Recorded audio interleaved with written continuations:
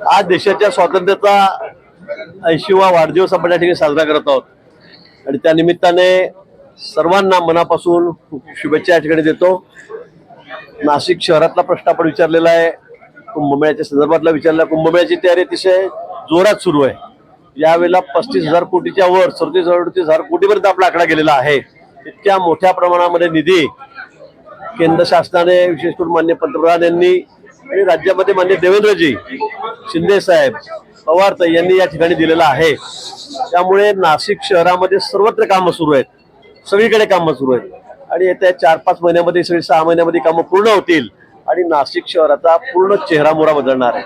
मला वाटतं अतिशय सुंदर असं शहर, स्वच्छ शहर म्हणून नाशिकचं नावलौकिक या ठिकाणी होईल अशी मला खात्री आहे। आता संजय राऊत नाशिक महापालिकेवर मोर्चा काढणार आहे। हा एक राजकारणाचा भाग आहे, राजकीय भाग आहे, त्यांनी ते करावं। पण आपण बघतायत, आपण स्वतः बघतात, आपण नाशिककर आहात, किती फास्ट स्पीडमध्ये, अतिशय गतीने आम्ही एक खड्डे या ठिकाणी बुजवतो आहोत। रात्रंदिवस काम चाललेलं आहे। आमच्या महापौर या ठिकाणी आहेत, आमच्या कमिशनर या ठिकाणी आहेत, त्यांचे सर्व आमचे अधिकारी आहेत, कर्मचारी आहेत, रात्रंदिवस काम करतात। खूप पाऊस पडल्यामुळे यावेळेला खड्डे जास्त आली, वस्तुस्थिती आहे।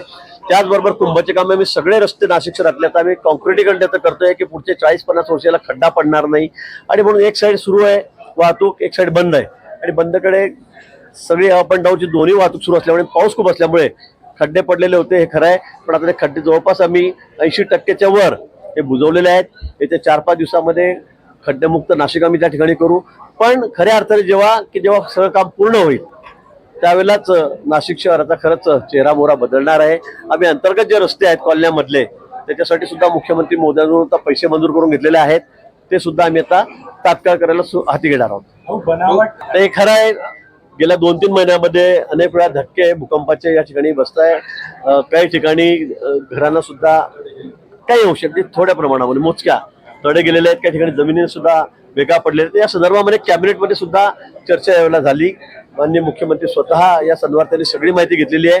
केंद्र सरकारची जी यंत्रणा आहे आर्थिकच्या बाबतीमध्ये, त्यांना सुद्धा त्यांच्याशी सुद्धा बोलणं झालेलं आहे।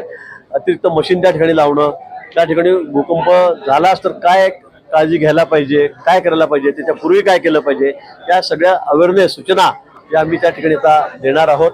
आणि त्याचबरोबर हे का होतंय हे सुद्धा शोधून काढणं गरजेचं आहे। पण या सगळ्या भूगर्भातल्या हालचाली आहेत, आपण बघताय, त्याचा नैसर्गिक आपत्ती खरं म्हणजे ही, आणि त्या संदर्भामध्ये खरं म्हणजे आता काळजी घेणं, काय केलं पाहिजे, काय करायला नको, अगदी शाळेतल्या मुलांपासून, महाविद्यालयातल्या मुलांपासून सगळ्यांना त्याचं जाणीव करून देणं हे महत्वाचं आहे आणि ते आम्ही आता सुरू केलेलं आहे।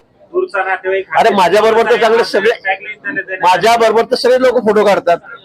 आपण बघितलं देशाच्या सगळ्यात मोठमोठ्या नेत्यांबरोबर अनेक लोक आहेत, त्यानंतर दिसतात की हा तर गुन्हेगार आहे मोठा, बरोबर आहे की नाही। बॉम्ब ब्लास्ट मधले लोक सुद्धा मोठ्या नेत्यांबरोबर विमानात बसलेले आपण बघितले, फोटो काढलेले बघितले, त्याच्या लग्नात नेते लोक जात आहेत। आता हा जामनेर मधलाच आहे, ही वस्तुस्थिती आहे। तो माझा दूरचा नातेवाईक हे करा, एखादा दुसरा फोटो असेल खरं म्हणजे वर्षानुवर्ष ते म्हणजे भेट नसते, कारण हा कसा आहे सगळ्या गावाला माहित आहे, असं माहिती आहे कसा आहे म्हणून। त्याच्यामुळे मला असं वाटतं की एखादा दुसरा फोटो असेल घरगुती कार्यक्रमातला का कसला कुठला, मला नाही आठवत त्याचा माझा फोटो आहे, पण असेल तर याचा अर्थ मी गुन्हेगार आहे असं ठरू शकतं का आपण। म्हणून मी सांगितलं की असे फोटो आमच्या बरोबर आज सकाळपासून माझ्याबरोबर 1000 फोटो निघाले असतील, 500 फोटो निघाले असतील, घरी असल्यापासून, फेटा बांधल्यापासून।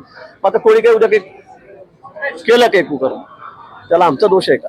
एकूणच जे काही काम सुरू आहे त्याला डिवचण्याचा प्रयत्न या निमित्तानं केला जातो। कुठला पक्षातूनच महापौरच्या पद्धतीने काम करत आहे, त्या कामालाच अशा पद्धतीने डिवचण्याचा अजिबात नाही। आम्ही सगळे एक संघ आहोत, एकत्रित आहोत।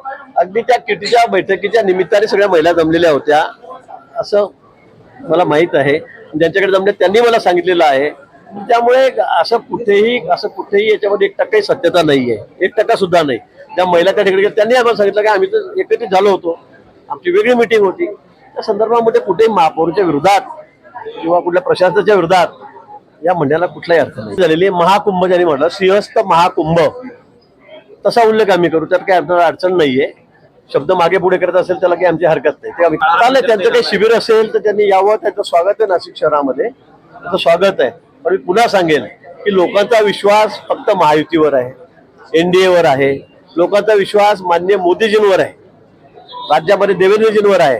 त्यांनी किती उपवास केली तर त्यांना कुठलेही राज्य त्याच्या हातात येत नाही। आपण बघितलं असेल स्वतःच्या बळावर त्यांचं देशामध्ये एक सुद्धा राज्य नाहीये, इतकी वाईट अवस्था त्यांची झालेली आहे. आणि म्हणून मला असं वाटतं सगळं मिमिक्री करण्यापेक्षा त्यांनी संघटनेचं काम अधिक चांगलं केलं पाहिजे. राज्यामध्ये सुद्धा काँग्रेसची अवस्था काय आहे, 4 नेते 4ची तोंड एकमेकांच्या बाजूला नाही आहेत, सगळे विरोधी बाजूला आहेत. आणि म्हणून मला असं वाटतं की त्यांनी आता संघटनेकडे लक्ष दिलं पाहिजे, त्याची गरज आहे.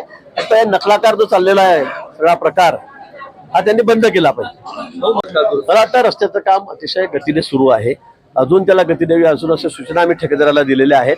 पण आपला टार्गेट कुंभमेळा आहे. आता एवढा मोठा रस्ता होणार आहे तर त्याला वेळ लागणार आहे. तो की असं लगेच श्रावणात करून टाका आणि भाद्रपदात करून टाका असं होणार नाही. आणि म्हणून मला वाटतं की आपलं टार्गेट कुंभमेळा आहे.